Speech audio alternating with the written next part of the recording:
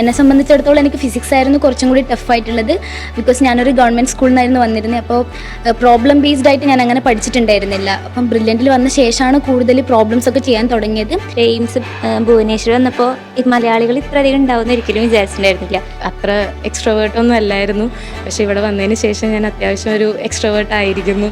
നമ്മൾ കേരളത്തിൽ പഠിക്കാന്ന് വെച്ചാൽ അവിടുത്തെ കൾച്ചറൽസ് മാത്രമേ ഉണ്ടാവുള്ളൂ. പക്ഷെ ഇവിടെ ആകുമ്പോൾ പല സ്ഥലത്തു നിന്നുള്ള ആൾക്കാരുള്ളതുകൊണ്ട് പല ടൈപ്പിലുള്ള അവരുടെ ഓരോ സ്ഥലത്തെ ആൾക്കാരുടെയും കൾച്ചറൽ ഫെസ്റ്റ് അങ്ങനെയൊക്കെ ഉണ്ടാവും. ഇവിടെ വരുമ്പോൾ അതൊക്കെ കൂടുതൽ എൻജോയ് ചെയ്യാൻ പറ്റും. ഒരിക്കലും നിങ്ങൾ മോഡൽ എക്സാം മിസ് ചെയ്യാതിരിക്കുക. അതോടൊപ്പം പറ്റുന്ന തെറ്റുകളും മിസ്റ്റേക്കുകളും നിങ്ങൾ നോട്ട് ചെയ്ത് വയ്ക്കുക. പിന്നെ നിങ്ങൾ ആ വരുന്ന മിസ്റ്റേക്സ് ഒരിക്കലും അതിനെപ്പറ്റി ടെൻഷൻ അടിക്കുക, ബോധമൊന്നും വേണ്ട. നെക്സ്റ്റ് എക്സാം എഴുതുമ്പോൾ അത് കറക്റ്റ് ചെയ്യാൻ നോക്കുക. എല്ലാ ക്വസ്റ്റിനെയും ഈക്വൽ ആയിട്ട് തന്നെ കാണണം. പിന്നെ ലാസ്റ്റ് ആകുമ്പോഴത്തേക്കും നിങ്ങൾ ഇതുവരെ പ്രാക്ടീസ് ചെയ്ത് പോകുന്ന ഒരു പാറ്റേൺ തന്നെ കണ്ടിന്യൂ ചെയ്യാൻ നോക്കുക. പ്രത്യേകിച്ച് അപ്പം എക്സാം ഹോളിൽ മാറ്റി ചെയ്യാനൊന്നും ശ്രമിക്കാണ്ടിരിക്കുക. എയിംസ് ഭുവനേശ്വറിൻ്റെ ഒരു മലയാളിക്കുള്ള ഏറ്റവും വലിയ അട്രാക്ഷൻ എന്ന് വെച്ചാൽ ഇവിടുത്തെ മല്ലു കമ്മ്യൂണിറ്റിയാണ്. എൻ്റെ അമ്മ ഇവിടെ വരുന്നതിന് മുന്നേ ഒരു കോളേജിനെ കുറിച്ചൊരു ബാക്ക്ഗ്രൗണ്ട് ചെക്കപ്പ് ഒക്കെ ചെയ്തപ്പം ബ്രില്യൻറ്റിലൊരു വീഡിയോ ഉണ്ടായിരുന്നു. ഒരു സീനിയർ പറയുന്നത് ഇവിടുത്തെ അവരുടെ ബാച്ചിൽ 30 സ്റ്റുഡൻസ് ഉണ്ടെന്നൊക്കെ പറഞ്ഞിട്ട്. അതൊക്കെ കണ്ടിട്ടാണ് എൻ്റെ അച്ഛനും അമ്മയ്ക്ക് ഇവിടെ വരാനൊരു ധൈര്യം തന്നെ തോന്നിയത്. എനിക്ക് ചൂസ് ചെയ്യാൻ പറ്റിയ ബെസ്റ്റ് പ്ലേസ് തന്നെയാണ്. നമസ്തേ, ഞാൻ എയിംസ് ഭുവനേശ്വറിൽ MBBS സ്റ്റുഡൻസിനോടൊപ്പമുള്ള നമ്മുടെ യാത്രയുടെ മറ്റൊരു എപ്പിസോഡ്. മെയ് 4-ാം തീയതി 2025 നീറ്റ് എക്സാം. കൃത്യമായി പറഞ്ഞാൽ 33 ദിവസങ്ങൾ. നമുക്കറിയാം 2024-ലും 2023-ലും ഒക്കെ ഈ കുട്ടികൾ ആ ദിവസങ്ങളിലൂടെ കടന്നു പോയതാണ്. എങ്ങനെയാണ് നമ്മൾ നീറ്റിന് പ്രിപ്പയർ ചെയ്യേണ്ടത്, ആ എക്സാം ഹാളിൽ നമ്മളുടെ കോൺഫിഡൻസിന് എത്രത്തോളം നമ്മൾ പ്രാധാന്യം കൊടുക്കണം, എന്താണ് നമ്മൾ ലാസ്റ്റ് ടൈം പ്രിപ്പയർ ചെയ്യേണ്ടത്. നിങ്ങൾക്കറിയാം ഓൾ ഇന്ത്യ റാങ്കിങ്ങിൽ 500-നകത്തൊക്കെ മേടിച്ചാൽ മാത്രമേ നമുക്ക് എയിംസ് ഭുവനേശ്വറിൻ്റെ ക്യാമ്പസ് കടന്ന് അകത്തോട്ട് വരാനായിട്ട് സാധിക്കുകയുള്ളൂ. അല്ലെങ്കിൽ നീറ്റിന് 700 മാർക്കിന് മുകളിൽ ഉണ്ടാവണം നമുക്ക് ഈ ക്യാമ്പസിലോട്ട് കടന്നു വരാനായിട്ട്.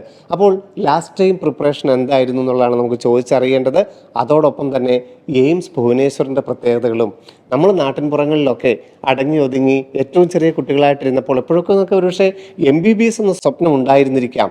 പക്ഷേ ഈ ഭുവനേശ്വറിലെ ഈ വൈറ്റ് കോട്ട് നമ്മളെ എത്രത്തോളം മാറ്റിയിരിക്കുന്നു, ഭുവനേശ്വറിൻ്റെ എക്സ്പീരിയൻസ് എന്താണ്, ഇതാണ് നമുക്ക് ചോദിച്ചറിയാനുള്ളത്. ഓക്കെ, ഞാൻ പറഞ്ഞത് 2023-ലൂടെ 2024-ലൂടെയൊക്കെ നമ്മൾ MBBS എന്നുള്ള സ്വപ്നത്തിലൂടെ നിങ്ങൾ നടന്നു കൊടുക്കുകയാണ്, ഒരു ഫ്യൂച്ചർ ഡോക്ടേഴ്സ് അല്ലേ. അപ്പം എയിംസ് ഭുവനേശ്വർ എത്രത്തോളം നിങ്ങളെ മാറ്റിയിരിക്കുന്നു എന്നുള്ളതാണ്. അതിനു മുമ്പ് നിങ്ങൾക്കൊരു പക്ഷേ ഓർത്തെടുക്കാൻ സാധിക്കും, എമറാൾഡിൻ്റെയും മാരിഗോൾഡിൻ്റെയും പാലാ ഹൗസിൻ്റെയും അൽജോയുടെയും ഒക്കെ ജനാലയങ്ങളിൽ നിങ്ങൾ കഴിഞ്ഞ നീറ്റ് 2023-ലും 2024-ലും ഒക്കെ പ്രതീക്ഷിച്ചിരിക്കുന്ന അവസാനത്തെ ഒരു 30 ദിവസങ്ങൾ അല്ലേ, എത്രത്തോളവും നമ്മൾ നല്ലതായിട്ട് പ്രിപ്പയർഡ് ആയിരുന്നു. പക്ഷേ ലാസ്റ്റ് ടൈം എന്താണ് നമ്മൾ ചെയ്യേണ്ടതെന്നുള്ളൊരു ആങ്സൈറ്റി യഥാർത്ഥത്തിലുണ്ട് അല്ലേ.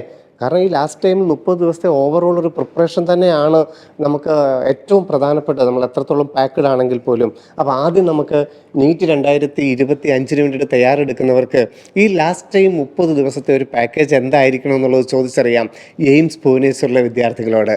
ഹായ്, ഞാൻ ആദിശങ്കർ. ഞാൻ കൊല്ലത്ത് 2023 ലോങ് ടേം റെസിഡൻഷ്യൽ ബാച്ചിലായിരുന്നു. അപ്പോൾ ലാസ്റ്റ് 30 ഡേയ്സിനെ പറ്റി പറയുകയാണെങ്കിൽ മെയിൻലി NCERT സ്റ്റിക്ക് ചെയ്യുക, വേറെ എക്സ്ട്രാ ഒന്നും നോക്കാതിരിക്കുക. നിങ്ങൾ പഠിച്ച കാര്യം തന്നെ ഒന്നുകൂടെ റിവൈസ് ചെയ്താൽ മതി. മാക്സിമം ക്വസ്റ്റ്യൻ പേപ്പർ ചെയ്യാൻ നോക്കുക. കാരണം അവസാനം ക്വസ്റ്റ്യൻ പേപ്പർ ചെയ്താലും നമുക്ക് ടൈം മാനേജ് ചെയ്യാൻ പറ്റും. ടൈം മാനേജ്മെൻറ്റ് ഭയങ്കര ഇമ്പോർട്ടൻ്റാണ്.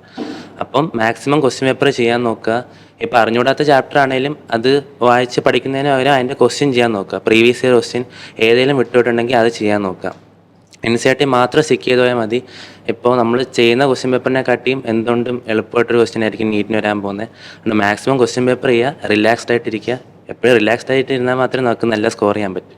നമുക്കറിയാം NEET easy to moderate level ഒരു എക്സാമാണ്. അപ്പോൾ നമ്മൾ പ്രിപ്പയർ ചെയ്യുന്നതോടൊപ്പം തന്നെ നമ്മുടെ ഒരു കോൺഫിഡൻസ് ലെവല്, എക്സാം ഹാളിൻ്റെ ഒരു പ്രിപ്പറേഷനൊക്കെ എന്താണ്, നമ്മൾ എക്സാം ഹാളിൽ പാലിക്കേണ്ട ഒരു കോൺഫിഡൻസ്, ഒരു കാം, അതുപോലെ തന്നെ അവിടുത്തെ ഒരു അറ്റ്മോസ്ഫിയർ നമുക്ക് അനുകൂലമാക്കേണ്ടത് എങ്ങനെയായിരുന്നു ഇവരുടെ നീറ്റ് എക്സാം ഹാൾ എന്ന് നമുക്കൊന്ന് ചോദിച്ചറിയാം. നീറ്റ് എക്സാം ഹാൾ ഓർത്തെടുക്കാൻ പറ്റുന്നുണ്ടോ? എത്രത്തോളം കോൺഫിഡൻ്റ് ആയിട്ട് അവിടെ നമ്മൾ ഈ ഈസി ടു മോഡറേറ്റ് ലെവൽ ഒരു എക്സാമിനെ കൈകാര്യം ചെയ്യണം? ഹായ് ഓൾ, ഞാൻ ദേവനന്ദ രാജേഷ്. ഞാൻ കോഴിക്കോട് നിന്നാണ് വരുന്നത്. ഞാൻ 2024 റെസിഡൻഷ്യൽ ബാച്ചിലായിരുന്നു. നീറ്റ് എക്സാം ഡേ എന്ന് പറയുന്നത് രാവിലെ നമ്മൾ ഇറങ്ങുമ്പോൾ ഭയങ്കര ടെൻഷനായിരിക്കും. പക്ഷേ വൺസ് നമ്മൾ ആ എക്സാം ഹാളിൽ എത്തിക്കഴിഞ്ഞാൽ ഒന്ന് സെറ്റിൽ ഡൗൺ ചെയ്യുമ്പം you will get time to cool down. അപ്പം നമുക്ക് ക്വസ്റ്റ്യൻ പേപ്പർ കിട്ടുന്നതിന് മുന്നേ തന്നെ മനസ്സൊന്ന് ആ ഒരു എക്സാം ഹാളുമായിട്ട് നമ്മൾ അഡ്ജസ്റ്റഡ് ആവും. സോ ടെൻഷൻ മാക്സിമം ആ സമയത്ത് കുറയ്ക്കാൻ പറ്റും. പിന്നെ ഇൻവിജിലേറ്റേഴ്സൊക്കെ നല്ല ഫ്രണ്ട്ലി ആയിരിക്കും. ടൈം മാനേജ്മെൻ്റ് ഒന്നും വലിയ ഇഷ്യൂ വരില്ല. നമ്മൾ ബ്രില്യൻ്റിലെ എക്സാം എങ്ങനെയാണോ എഴുതുന്നത് അതേ ടൈമൊക്കെ കിട്ടും നമുക്ക് എഴുതാൻ. സോ സ്ട്രെസ്ഫുൾ ആവേണ്ട ആവശ്യമില്ല. Will be able to do it. തീർച്ചയായിട്ടും നീറ്റ് എക്സാമിന് പ്രിപ്പയർ ചെയ്യുന്നവരുടെ വലിയൊരു കൺസേൺ ആയിരിക്കും ഫിസിക്സ് ക്വസ്റ്റ്യൻസ്. ഫിസിക്സിൻ്റെ 45 ചോദ്യങ്ങളായിരിക്കുമോ എന്നെ വലയ്ക്കുന്നതെന്നുള്ളത്. ലാസ്റ്റ് ടൈം 30 ദിവസം ഫിസിക്സിനെ പേടിയുണ്ടായിരുന്നോ? ഫിസിക്സിനെ? എൻ്റെ പേര് ശ്വേത, ഞാൻ കണ്ണൂരിൽ നിന്ന് വരുന്നു. ഞാൻ ബ്രില്യൻറ്റിലെ റിപ്പീറ്റർ സ്റ്റുഡൻ്റ് ആയിരുന്നു. സോ എന്നെ സംബന്ധിച്ചിടത്തോളം എനിക്ക് ഫിസിക്സ് ആയിരുന്നു കുറച്ചും കൂടി ടഫായിട്ടുള്ളത്. ബിക്കോസ് ഞാനൊരു ഗവൺമെൻറ് സ്കൂളിൽ നിന്നായിരുന്നു വന്നിരുന്നത്. അപ്പോൾ പ്രോബ്ലം ബേസ്ഡ് ആയിട്ട് ഞാൻ അങ്ങനെ പഠിച്ചിട്ടുണ്ടായിരുന്നില്ല. അപ്പം ബ്രില്യൻറ്റിൽ വന്ന ശേഷമാണ് കൂടുതൽ പ്രോബ്ലംസ് ഒക്കെ ചെയ്യാൻ തുടങ്ങിയത്. അപ്പോൾ ലാസ്റ്റ് ആയപ്പോഴത്തേക്ക് ഞാൻ ബ്രില്യൻറ്റിൽ നിന്നുള്ള തന്നെ പ്രീവിയസ് ഇയേഴ്സ് ക്വസ്റ്റ്യൻസ് ആയിരുന്നു കൂടുതൽ ചെയ്തുകൊണ്ടിരുന്നത്. അപ്പം അത് ഭയങ്കര ഹെൽപ്ഫുൾ ആയിരുന്നു നമ്മുടെ ഒറിജിനൽ എക്സാം വന്നപ്പോഴും. 180 ചോദ്യങ്ങൾ 180 മിനിറ്റ് ആണ് ഈ വർഷം. അതായത് സെക്ഷൻ ബി ഈ വർഷം ഒഴിവാക്കിയിരിക്കുന്നു. അപ്പോൾ കഴിഞ്ഞ വർഷം 200 ചോദ്യങ്ങൾ, അല്ലെ കഴിഞ്ഞ മുമ്പത്തെ വർഷവും 200 ചോദ്യങ്ങളും 200 മിനിറ്റും ഉണ്ടായിരുന്നു. അപ്പം സെക്ഷൻ ബി ഈ വർഷം ഒഴിവാക്കി 180 മിനിറ്റും 180 ചോദ്യങ്ങളും. അപ്പോൾ നമുക്ക് ഓർഗാനിക്കിൻ്റെ ഒക്കെ ചോദ്യങ്ങൾ വരുന്നുണ്ട്. അതൊക്കെ നമുക്ക് വളരെ ഡയറക്റ്റായിട്ട് കിട്ടുന്നതാണ്. അല്ലെങ്കിൽ അസേഷൻ റീസൺ, മാസ്റ്റർ ഫോളോയിങ് ഒക്കെ. അപ്പോൾ ഈ ലാസ്റ്റ് 30 ദിവസം ആ ഒരു ടൈം മാനേജ്മെന്റിനെ കുറിച്ച് നമ്മൾ എത്രത്തോളം ശ്രദ്ധിക്കണം? എൻ്റെ പേര് ആര്യശ്രീയം, ഞാൻ മലപ്പുറത്തു നിന്നാണ്. ഞാൻ 22-23 ഇയറിൽ ബ്രില്യൻറ്റിൽ പാലയിൽ റിപ്പീറ്റർ ബാച്ചിൽ പഠിച്ചതാണ്. പിന്നെ എക്സാം എഴുതുമ്പം ടൈം വളരെയധികം ശ്രദ്ധിക്കേണ്ട ഒരു കാര്യം തന്നെയാണ്. എന്ന് വെച്ചാൽ നമ്മൾ ഒരു ക്വസ്റ്റ്യനും 1 മിനിറ്റിലധികം ഫസ്റ്റ് ചാൻസ് തന്നെ ട്രൈ ചെയ്യരുത്. എല്ലാ ക്വസ്റ്റ്യനും പോയി കഴിഞ്ഞിട്ട് എന്തെങ്കിലും ക്വസ്റ്റ്യൻ ടഫ് ഉണ്ടെങ്കിൽ വിട്ടിട്ട് അവസാനം മാത്രമേ അതിലേക്ക് ഒരുപാട് സമയം സ്പെൻഡ് ചെയ്യാൻ പാടുള്ളൂ. എല്ലാ ക്വസ്റ്റ്യനെയും ഈക്വലായിട്ട് തന്നെ കാണണം. പിന്നെ ലാസ്റ്റ് ആകുമ്പോഴത്തേക്കും നിങ്ങൾ ഇതുവരെ പ്രാക്ടീസ് ചെയ്ത് പോകുന്ന ഒരു പാറ്റേൺ തന്നെ കണ്ടിന്യൂ ചെയ്യാൻ നോക്കുക. പ്രത്യേകിച്ച് അപ്പം എക്സാം ഹോളിൽ മാറ്റി ചെയ്യാനൊന്നും ശ്രമിക്കാണ്ടിരിക്കുക. നീറ്റ് 2024 കോലാഹലങ്ങൾ ഒരുപക്ഷെ ഇനിയും കെട്ടടങ്ങിയിട്ടില്ല. എക്സാം മെയ് 5-ാം തീയതി കഴിയുന്നു. ജൂൺ 4-ാം തീയതി റിസൾട്ട് വരുന്നു. വീണ്ടും ഒരു റിസൾട്ട് ജൂൺ 30-ാം തീയതി വരുന്നു. മറ്റൊരു റിസൾട്ട് ജൂലൈ 24-ാം തീയതി വരുന്നു. ഓഗസ്റ്റ് ആകുമ്പോഴേക്കും അലോട്ട്മെൻറ്റ് വരുന്നു. എന്തായിരുന്നു എക്സാമിന് ശേഷമുള്ള ഒരു 3 മാസക്കാലത്തെ ഒരു ടൈം പീരീഡ്? എനിക്ക് തോന്നുന്നു ആ സമയമായിരുന്നു എക്സാമിന് പ്രിപ്പയർ ചെയ്യുന്നതിനേക്കാളും ഏറ്റവും അധികം വിഷമിപ്പിച്ച ടെൻഷൻ. എന്തായിരുന്നു നീറ്റ് എക്സാമിന് ശേഷമുള്ളൊരു സമയം? ഹായ്, എൻ്റെ പേര് ഷഹീൻ. ഞാൻ പാലക്കാട് നിന്ന് വരുന്നു. ഞാൻ ബ്രില്യൻ ബാച്ചിൽ 23-24 റിപ്പീറ്റേഴ്സ് ബാച്ചിലായിരുന്നു. സത്യം പറയുകയാണെങ്കിൽ നീറ്റ് കഴിഞ്ഞിട്ടൊരു ടെൻഷൻ ഫേസ് തന്നെയായിരുന്നു. ശരിക്കും പറഞ്ഞാൽ ഒരുപക്ഷെ നീറ്റ് എഴുതിയതിനേക്കാളും ടെൻഷനായിരുന്നു ആ ഒരു 3 മാസം എന്ന് പറയുന്നത്. കാരണം എന്തും സംഭവിക്കാമെന്നുള്ളൊരു അവസ്ഥയിലായിരുന്നു.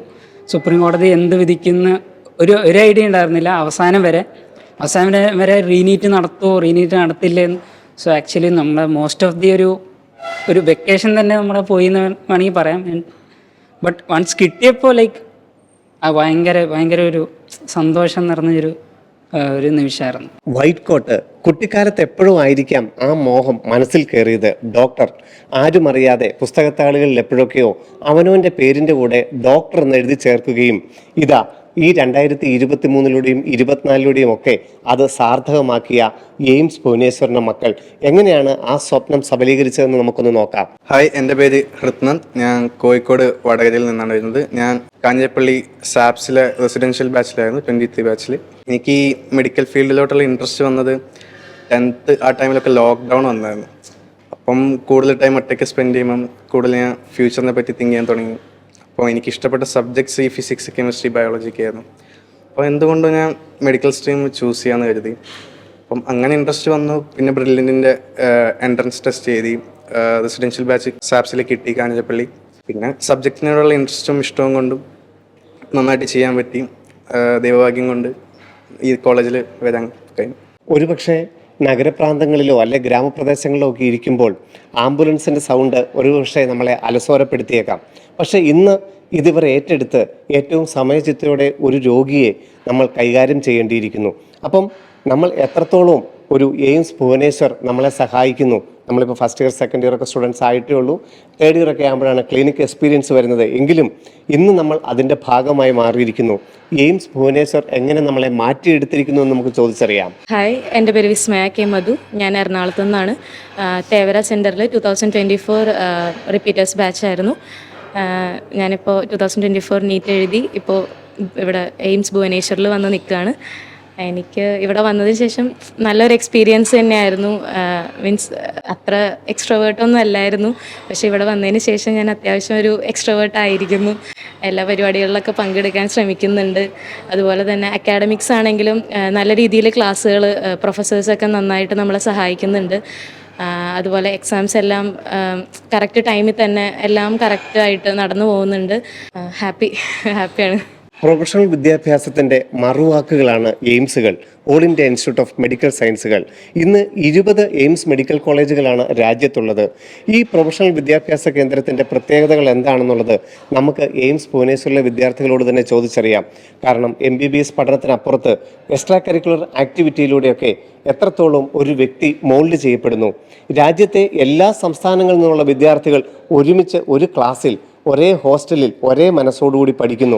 എങ്ങനെയാണ് നമുക്ക് ഒരു നാഷണൽ ലെവലുള്ളൊരു സ്ഥാപനത്തിലെ വിദ്യാഭ്യാസം നമ്മളുടെ വ്യക്തി എന്ന നിലയിൽ നമ്മളെ രൂപപ്പെടുത്തുന്നുള്ളത് നമുക്ക് ചോദിച്ചറിയാം. ഹായ്, ഞാൻ ഗായത്രി MN. ഞാൻ തൃശ്ശൂർ 23-24 റിപ്പീറ്റേഴ്സ് ബാച്ചിലായിരുന്നു. ഫസ്റ്റ് എയിംസ് കിട്ടുന്ന ഒരിക്കലും വിചാരിച്ചിട്ടുണ്ടായിരുന്നു. പക്ഷേ എയിംസ് ഭുവനേശ്വർ വന്നപ്പോൾ ഈ മലയാളികൾ ഇത്രയധികം ഉണ്ടാവുമെന്ന് ഒരിക്കലും വിചാരിച്ചിട്ടുണ്ടായിരുന്നില്ല. ഇവിടെ വന്നതിന് ശേഷമാണ് ഇത്രയധികം മലയാളികൾ മനസ്സിലായത്. പിന്നെ പല സ്ഥലത്തു നിന്നുള്ള ആൾക്കാരുണ്ട്, അതാണ് എയിംസിൻ്റെ പ്രത്യേകത. പക്ഷേ ഇവിടെ വന്നപ്പോൾ ആദ്യം പ്രശ്നം ഉണ്ടായിരുന്നത് ലാംഗ്വേജ് ഒരു പ്രശ്നമായിരുന്നു. പിന്നെ ഇപ്പോൾ കുറച്ച് നാളായി വന്നിട്ട് അതുകൊണ്ട് അതിനോട് അഡ്ജസ്റ്റ് ആയി. പിന്നെ ഇവിടുത്തെ നമ്മൾ കേരളത്തിൽ പഠിക്കാൻ വെച്ചാൽ അവിടുത്തെ കൾച്ചറൽസ് മാത്രമേ ഉണ്ടാവുള്ളൂ. പക്ഷെ ഇവിടെ ആകുമ്പോൾ പല സ്ഥലത്തു നിന്നുള്ള ആൾക്കാരുള്ളതുകൊണ്ട് പല ടൈപ്പിലുള്ള അവരുടെ ഓരോ സ്ഥലത്തെ ആൾക്കാരുടെയും കൾച്ചറൽ ഫെസ്റ്റ് അങ്ങനെയൊക്കെ ഉണ്ടാവും. അപ്പോൾ അതൊക്കെ നമുക്ക് പുതുമയല്ലേ. ഇവിടെ വരുമ്പോൾ അതൊക്കെ കൂടുതൽ എൻജോയ് ചെയ്യാൻ പറ്റും. മെയ് 4-ാം തീയതി 2 മുതൽ 5 വരെയാണ് നമ്മൾ നീറ്റ് എക്സാം എഴുതേണ്ടത്. മുമ്പ് പറഞ്ഞ പോലെ 180 ചോദ്യങ്ങളും 180 മിനിറ്റും. നമ്മളുടെ ക്യാമ്പസുകളിൽ ഓൾ യൂണിറ്റ് എക്സാമുകൾ നടക്കുകയാണ്.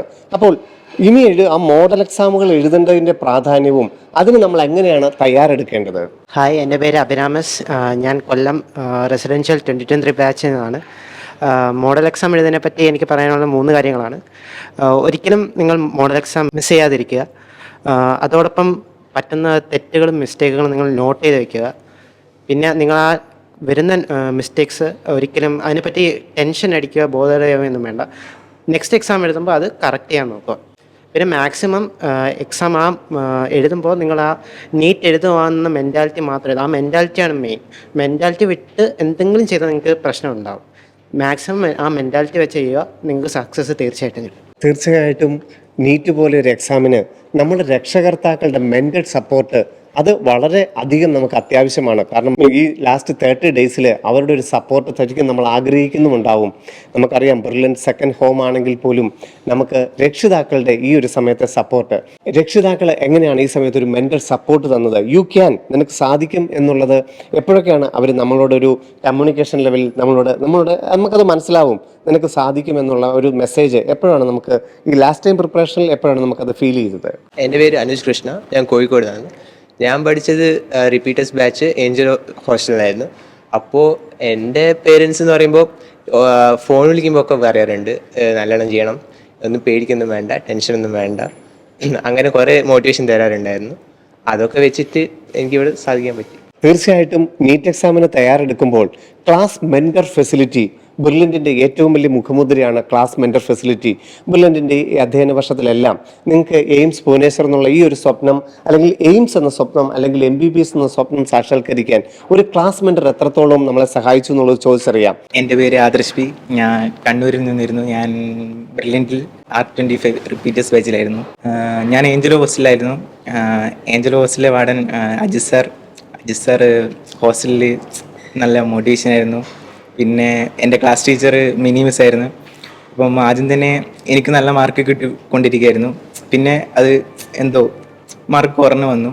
അപ്പം മിനി മിസ് അത് പറഞ്ഞ് മോട്ടിവേറ്റ് ചെയ്ത് റെഡിയാക്കി. അതുകൊണ്ട് ഇവിടെ എത്താൻ പറ്റി. തീർച്ചയായിട്ടും MBBS പഠനത്തിന് ഈ ക്യാമ്പസുകളിലോട്ട് എത്തുമ്പോൾ നമ്മുടെ ഒരു വലിയ കൺസേൺ ആണ് സീനിയേഴ്സിൻ്റെ സപ്പോർട്ട്.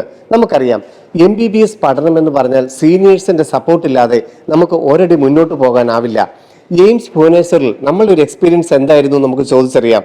സീനിയേഴ്സിൻ്റെ സപ്പോർട്ട് എങ്ങനെയായിരുന്നു ഈ ക്യാമ്പസിലോട്ട് കടന്നു വന്നപ്പോൾ? എൻ്റെ പേര് ഗായത്രി ലാൽജിത്ത്. ഞാൻ പത്തനംതിട്ടയിൽ നിന്ന് വരുന്നു. ബ്രില്യൻറ്റിൽ കഴിഞ്ഞ വർഷത്തെ R30 ബാച്ചിലായിരുന്നു 2024. എയിംസ് ഭുവനേശ്വറിൻ്റെ ഒരു മലയാളിക്കുള്ള ഏറ്റവും വലിയ അട്രാക്ഷൻ എന്ന് വെച്ചാൽ ഇവിടുത്തെ മല്ലു കമ്മ്യൂണിറ്റിയാണ്. എൻ്റെ അമ്മ ഇവിടെ വരുന്നതിന് മുന്നേ ഒരു കോളേജിനെ കുറിച്ച് ഒരു ബാക്ക്ഗ്രൗണ്ട് ചെക്കപ്പ് ഒക്കെ ചെയ്തപ്പം ബ്രില്യൻറ്റിലൊരു വീഡിയോ ഉണ്ടായിരുന്നു. ഒരു സീനിയർ പറയുന്നത് ഇവിടുത്തെ അവരുടെ ബാച്ചിൽ 30 സ്റ്റുഡൻസ് ഉണ്ടെന്നൊക്കെ പറഞ്ഞിട്ട്. അതൊക്കെ കണ്ടിട്ടാണ് എൻ്റെ അച്ഛനും അമ്മയ്ക്ക് ഇവിടെ വരാനൊരു ധൈര്യം തന്നെ തോന്നിയത്. പിന്നെ എക്സാമിൻ്റെ സമയത്തൊക്കെ നമുക്ക് മൊത്തം സിലബസ് പഠിക്കാൻ ബുദ്ധിമുട്ടാണ്. അതുകൊണ്ട് സീനിയേഴ്സിൻ്റെ സഹായം അല്ലാതെ ഇവിടെ ഒന്നും പറ്റില്ല. അപ്പം ഭയങ്കര നല്ല സപ്പോർട്ടാണ് സീനിയേഴ്സിൻ്റെത്. I am very happy. AIIMS Bhubaneswar പോലെയുള്ള ഏറ്റവും ടോപ്പ് പ്രൊഫഷണൽ കോളേജുകൾ നമ്മൾ നിൽക്കുമ്പോൾ ഒരുപക്ഷെ അക്കാഡമിക്സിന് മാത്രമാണോ പ്രാധാന്യം, ബാക്കിയുള്ള എക്സ്ട്രാ കരിക്കുലർ ആക്ടിവിറ്റീസിന് സമയം കിട്ടുമോ, നമുക്ക് എങ്ങനെയാണ് നമ്മളെന്ന വ്യക്തിയെ നമുക്ക് ഡെവലപ്പ് ചെയ്യാൻ സാധിക്കുന്നു എന്നൊക്കെ ഒരു ചെറിയ സംശയം തോന്നിയേക്കാം. പക്ഷേ ഞങ്ങൾ കണ്ട എയിംസ് ഭുവനേശ്വർ തികച്ചും വിഭിന്നമായിരുന്നു. എക്സ്ട്രാ കരിക്കുലർ ആക്ടിവിറ്റീസിലൂടെ, എക്സ്ട്രാ കരിക്കുലർ പെർഫോമൻസിലൂടെയൊക്കെ ഏറ്റവും വലിയ വൈബായിട്ടുള്ള ഒരു കൂട്ടം മലയാളി വിദ്യാർത്ഥികളെയും ഒരു കൂട്ടം ബ്രില്യൻസിനെയുമാണ് നമുക്ക് കാണാനായിട്ട് സാധിച്ചത്.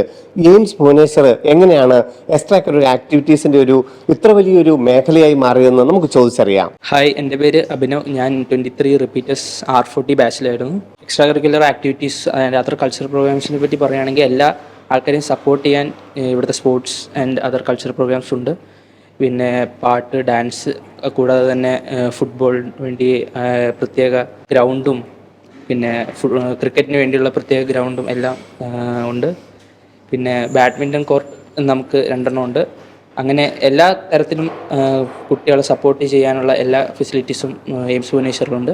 നീറ്റ് പോലെ ഒരു എക്സാമിന് ഏറ്റവും ടോപ്പ് മാർക്ക് കിട്ടിയാലും മലയാളി പെൺകുട്ടികൾ കേരളം വിട്ട് വെളിയിലോട്ട് ഒരു പ്രൊഫഷണൽ മേഖലയിലോട്ട് വരാനായിട്ട് ഇപ്പോഴും കേരളത്തിലെ കുട്ടികൾക്ക് അല്പം മടിയാണ്. പക്ഷേ നമുക്കറിയാം, ബ്രില്യൻസിന് അതൊരു യാതൊരു വിഷയവുമല്ല. എയിംസ് ഭുവനേശ്വറിലോട്ട് കടന്നു വന്നപ്പോൾ ഈ ഒരു കൺസേൺ, ഞാനൊരു പെൺകുട്ടിയാണ്, അപ്പോൾ കേരളത്തിന് പുറത്തോട്ടുള്ളൊരു ക്യാമ്പസിലോട്ടുള്ളൊരു യാത്ര, അത് എങ്ങനെയാണ് മനസ്സിൽ രൂപപ്പെട്ടത്? കേരളത്തിന് പുറത്ത് പഠിക്കണം അല്ലെങ്കിൽ കേരളത്തിനകത്ത് പഠിക്കണം, എന്തെങ്കിലും ഒരു കൺസേൺ ഉണ്ടായിരുന്നു? ഏറ്റവും നീറ്റിന് ഏറ്റവും ടോപ്പ് മാർക്ക് കിട്ടി, അപ്പം കേരളത്തിന് പുറത്തോട്ടുള്ള ഒരു പ്രൊഫഷണൽ വിദ്യാഭ്യാസ സ്ഥാപനം ഏറ്റെടുക്കാനുള്ള പ്രധാന കാരണം എന്തായിരുന്നു? ഹായ്, എൻ്റെ പേര് ഗൗരി ഗോപകുമാർ. ഞാൻ 23 സാപ്സിൽ റെസിഡൻഷ്യൽ ബാച്ചിലാണ് പഠിച്ചത്. എനിക്ക് നീറ്റ് കിട്ടിയപ്പോൾ തന്നെ കേരളത്തിൽ നിൽക്കണമെന്നൊരു പ്ലാനും ഇല്ലായിരുന്നു. എങ്ങനെയെങ്കിലും വേറൊരു സ്റ്റേറ്റിൽ പോയി കുറച്ചെങ്കിലും ഇൻഡിപെൻഡൻ്റ് ആയിട്ട് ജീവിക്കണം എന്നായിരുന്നു. കാരണം എന്തായാലും ഇപ്പോഴത്തെ ഒരു കാലഘട്ടത്തിൽ ഒരു പെൺകുട്ടി എന്ന നിലയിൽ കുറച്ച് ഇൻഡിപെൻഡൻ്റ് ആയിട്ട് വളരണമെന്ന് എനിക്കുണ്ടായിരുന്നു. അതുകൊണ്ട് ഇവിടെ നമുക്ക് വളരെ സേഫ് ആയിട്ടുള്ളൊരു ക്യാമ്പസാണ് എയിംസ് ഭുവനേശ്വർ എന്ന് പറയുമ്പോൾ.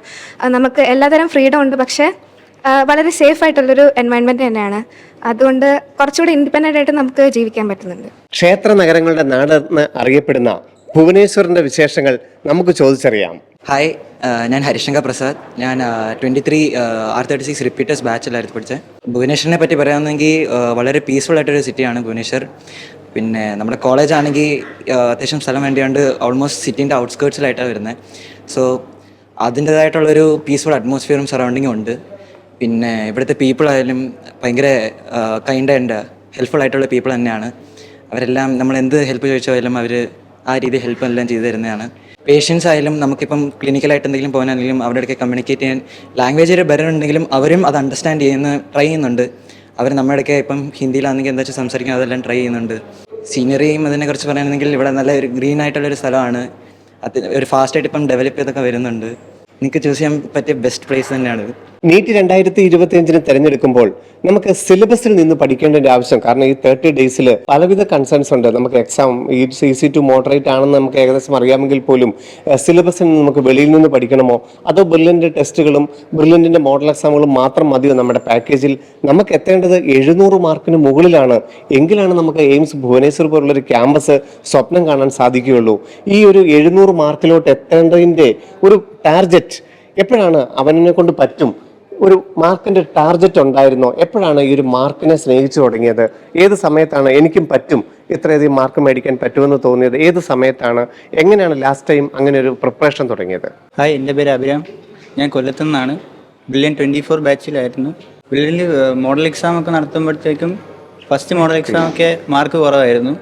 പിന്നെ കുറേ മോഡൽ എക്സാം എഴുതി പ്രാക്ടീസ് ചെയ്ത് തെറ്റുകളൊക്കെ മാറ്റിയെടുത്തപ്പോഴത്തേനും പിന്നെ കുറച്ചുകൾ കഴിഞ്ഞപ്പോൾ മാർക്കിൽ നല്ലോണം കൂടി വന്നു.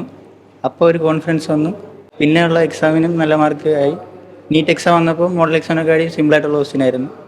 പിന്നെ ബ്രില്യൻറ്റിൽ തന്നെ പ്രൊവൈഡ് ചെയ്യുന്ന ലേണിംഗ് ആപ്പും എല്ലാം യൂസ് ചെയ്തു. അതിനുള്ള ക്വസ്റ്റ്യനും ചെയ്യുമായിരുന്നു. അപ്പം ഇനിയുള്ള ദിവസങ്ങളിൽ മാക്സിമം ക്വസ്റ്റ്യൻ പേപ്പർ ടൈം വെച്ച് ചെയ്യുക. ഒന്നുകിൽ ബ്രില്യൻറ്റിൻ്റെ ആപ്പ് എടുത്തിട്ട് ഒരു ക്വസ്റ്റ്യൻ പേപ്പർ ചെയ്യുക. ഡെയിലി ഒരു 2 ക്വസ്റ്റ്യൻ പേപ്പറെങ്കിലും മിനിമം ചെയ്യാൻ ശ്രമിക്കുക. അപ്പോൾ തന്നെ 180 നമുക്ക് അത്ര ക്വസ്റ്റ്യൻസ് കിട്ടുകയാണ്. ഫുൾ ഡേ ചെയ്യാമെന്നുണ്ടെങ്കിൽ നിങ്ങൾക്ക് കുറേ ക്വസ്റ്റ്യൻ കിട്ടുന്നതായിരിക്കും. പിന്നെ ഡയറക്ടേഴ്സ് എല്ലാം പറയുന്നത് അതുപോലെ തന്നെ കേട്ട് അവർക്കെല്ലാം കുറേ നാളത്തെ എക്സ്പീരിയൻസ് ഉള്ളതാണ്. എൻ്റെ അടുത്തൊക്കെ സ്റ്റീഫൻ സാർ കുറേ മോട്ടിവേറ്റ് ചെയ്യും. പിന്നെ സാറ് പറയുന്നതെല്ലാം അതുപോലെ ചെയ്തിട്ടാണ് നമ്മൾ റിസൾട്ട് ഗെയിൻ ചെയ്യുന്നത്. തീർച്ചയായിട്ടും നമുക്ക് ഒരു ചോദ്യം കൂടി നമുക്ക് ചോദിക്കാം. ബ്രില്യൻ്റ് ഹോസ്റ്റലും അതിനുശേഷം നീറ്റ് 2023 ഇന്ന് എയിംസ് ഭുവനേശ്വറിൽ എത്തി നിൽക്കുന്നു. നമുക്ക് 2 ഹോസ്റ്റലിനെ കുറിച്ചും ഒന്ന് ചോദിച്ചു നോക്കാം. ബ്രില്യൻ്റ് ആയിരുന്നു രണ്ടാമത്തെ ഹോം അല്ലേ? എങ്ങനെയായിരുന്നു ബ്രില്യൻ്റ് ഹോസ്റ്റലിൻ്റെ ഒരു എക്സ്പീരിയൻസ്? ഇന്ന് എയിംസിൽ നിൽക്കുമ്പോൾ എത്രത്തോളം അത് നമുക്ക് കൂടുതൽ ഫീൽ ചെയ്യുന്നു? ഹലോ, എൻ്റെ പേര് നവനീത്. ഞാൻ മലപ്പുറത്ത് നിന്നാണ് വരുന്നത്. ഞാൻ റിപ്പീറ്റേഴ്സ് 2022 ബാച്ചിലാണ് പഠിച്ചത്. ആദ്യമായിട്ടാണ് ഞാനൊരു ഹോസ്റ്റലിൽ നിൽക്കുന്നത്. അതുവരെ ഞാൻ പുറത്താണ് പഠിച്ചത്. സോ ഫസ്റ്റ് എക്സ്പീരിയൻസ് ചെയ്യുന്നത് നേച്ചറായിട്ട് ക്ലോസ് ആയിട്ടുള്ള ഒരു ഹോസ്റ്റലായിട്ട്, പിന്നെ പാലാ സ്ഥലമായിരുന്നു. സോ എപ്പോഴും മഴയൊക്കെ ഉണ്ടാകുമ്പോൾ നല്ല കംഫർട്ടബിൾ ആയിരുന്നു. ഒരിക്കലും സ്ട്രെസ്ഡ് ഔട്ട് ആവില്ലായിരുന്നു. പിന്നെ പറയേണ്ടത് ബ്രില്യൻ്റിൽ പ്രൊവൈഡ് ചെയ്ത ഫുഡ് സൂപ്പറായിരുന്നു. പിന്നെ ഇപ്പോൾ ഇവിടെ വന്നപ്പോൾ അതേ സെയിം ക്വാളിറ്റി തന്നെയാണ് ഉള്ളത്. പക്ഷേ ബ്രില്യൻ്റ് കുറച്ചും കൂടി അറ്റാച്ച്ഡ് ആയിട്ട് തോന്നുന്നുണ്ട്. ഇവിടെ വന്നപ്പോൾ ആദ്യത്തെ ഫുഡിന് ഇഷ്യൂ ആയിട്ട് തോന്നിയത്. പക്ഷേ ഇവിടെ കുറേ മല്ലു റെസ്റ്റോറൻറ്റ്സ് ഒക്കെ ഉണ്ട്. അതുകൊണ്ട് ഒരു പ്രോബ്ലം ആയിട്ടും തോന്നുന്നില്ല. അത് നമുക്കറിയാം, കേരളം വിട്ട് മറ്റൊരു സംസ്ഥാനത്തോട്ട് പോകുമ്പോൾ ഭാഷയാണ് നമ്മളെ ഏറ്റവും അധികം കുഴക്കുന്നത്. MBBS പഠനത്തിന് ഏറ്റവും ആവശ്യം ഭാഷ. അതായത് നമുക്കറിയാം, 3rd ഇയർ മുതൽ നമ്മൾ ക്ലിനിക്കിലൊക്കെ നിൽക്കുമ്പോൾ നമ്മുടെ ഒരു കേസിൻ്റെയൊക്കെ ഹിസ്റ്ററിയൊക്കെ മനസ്സിലാക്കണമെങ്കിൽ ആ നാട്ടിലുള്ള നാട്ടുംപുറത്തുകാരോടായിരിക്കും നമ്മൾ ഏറ്റവും കൂടുതൽ ഇടപഴകേണ്ടി വരുന്നത്. അപ്പോൾ ഇവിടെ നമുക്കറിയാം ഒഡിയ ഭാഷയാണ്. അപ്പോൾ ഭാഷ നമുക്ക് എപ്പോഴെങ്കിലും ഒരു ബുദ്ധിമുട്ടായിട്ട് വരുമോ? അതായത് 3rd ഇയർ ഒക്കെ ആകുമ്പോൾ നമ്മൾ ക്ലിനിക്കിലോട്ട് എത്തുന്നത്. ആ സമയം ആകുമ്പോഴേക്കും നമ്മളെ ഇത് പഠിപ്പിക്കുമോ? നമുക്കിത് കൈകാര്യം ചെയ്യാനുള്ള ഒരു നൈപുണ്യം ഉണ്ടാകുമോ? എയിംസ് ഭുവനേശ്വർ ചൂസ് ചെയ്യുന്ന മിക്കവരുടെയും വലിയൊരു കൺസേൺ അവിടുത്തെ ഭാഷ എന്ന് പറയുന്നത്. ഒഡിയാണ് ഇവിടുത്തെ മെയിൻ ഭാഷ എന്ന് പറയുന്നത്. പക്ഷെ മിക്കവാറും പേർക്കും ഹിന്ദി അറിയാവുന്നതാണ്. അപ്പം പേഷ്യൻസ് ആണെങ്കിലും മിക്കവാറും പേർക്ക് ഹിന്ദി മനസ്സിലാവുകയും തിരിച്ചു പറയാനും പറ്റും. പിന്നെ നമ്മളൊരു 3-4 കൊല്ലം പഠിച്ചു കഴിഞ്ഞിട്ട് ലാസ്റ്റ് ഇയർ ഇന്റേൺഷിപ്പിലാണ് മെയിൻലി നമുക്ക് ഈ ഭാഷയുടെ ഉപയോഗം വരിക. ഈ 3 ഇയറിൽ നമ്മൾ ഭാഷ കൈകാര്യം ചെയ്യാൻ എന്തായാലും പഠിച്ചിരിക്കും. ക്ലിനിക്കൽസിൽ പോയിട്ട് പോസ്റ്റിങ്സിൽ പോയിട്ട് ഗ്രാജുവലി നമ്മൾ പഠിക്കും. പക്ഷെ അതോർത്ത് ടെൻഷൻ അടിക്കേണ്ട ആവശ്യമൊന്നുമില്ല. ലാസ്റ്റ് ഇന്റേൺഷിപ്പ് ആവുന്ന സമയത്തേക്ക് എല്ലാവരും അത് തന്നെ പഠിച്ചിരിക്കും. അതിന് പ്രത്യേക ഒരു എഫേർട്ട് എടുക്കേണ്ട ആവശ്യം കൂടി ഇല്ല. നമ്മൾ ഡെയിലി പോകുന്ന പോസ്റ്റിങ്സിൻ്റെ കൂടെ തന്നെ അത് പഠിക്കും. അപ്പം ലാംഗ്വേജ് സെപ്പറേറ്റ് ഒരു ബുദ്ധിമുട്ടായിട്ടുള്ള കാര്യമായിട്ട് വിചാരിച്ചിട്ട് ആരും വരാണ്ടിരുന്നിരിക്കരുത്. അത് നമ്മളെ കോഴ്സിൻ്റെ കൂടെ തന്നെ അങ്ങനെ പഠിച്ചു പോകുന്ന ഒരു സംഭവം തന്നെയാണ്. എയിംസ് ഭുവനേശ്വറിലെ ബ്രില്യൻസിനെയാണ് നമ്മൾ പരിചയപ്പെട്ടത്. 2023 24 വന്നിരുന്ന കുറച്ച് കുട്ടികളാണ് ഇപ്പോൾ നമ്മളോട് നമ്മുടെ എക്സ്പീരിയൻസ് ഷെയർ ചെയ്തത്. തീർച്ചയായിട്ടും നീറ്റിനൊരു നല്ല ഹൈ സ്കോർ ഉണ്ടെങ്കിൽ നാം എന്തിനാണ് എയിംസ് പോലുള്ള ഒരു പ്രൊഫഷണൽ മേഖല ചൂസ് ചെയ്യേണ്ടതെന്നുള്ളതാണ് ഇവർ നമുക്ക് പറഞ്ഞു തന്നത്. മെയ് 4 നീറ്റ് 2025 തയ്യാറെടുക്കുന്നവർക്കുള്ള ധാരാളം കൺസേൺസിൽ എല്ലാവരുടെയും എയിംസ് പോലുള്ള സ്ഥാപനത്തിൽ എന്തിനു പഠിക്കണമെന്നുള്ള ചോദ്യത്തിന് ഉത്തരമായി എന്ന് വിചാരിക്കുന്നു. നീറ്റ് 2025 തയ്യാറെടുക്കുന്ന ബ്രില്യൻസിലെ വിദ്യാർത്ഥികളോടും എനിക്ക് ഇത് തന്നെയാണ് പറയാനുള്ളത്. ധൈര്യമായിട്ട് നിങ്ങൾക്ക് കടന്നു വരാവുന്ന ഇന്ത്യയിലെ ഏറ്റവും പ്രധാനപ്പെട്ട ക്യാമ്പസുകളിലെ മുൻനിരയിൽ തന്നെയാണ് എയിംസ് ഭുവനേശ്വരും. Okay, bye. നീറ്റ് 2025 എഴുതാൻ പോകുന്ന എല്ലാ കുട്ടികൾക്കും ഞങ്ങളുടെ വക Brilliant Study Center, India's #1 coaching center for NEET and JEE.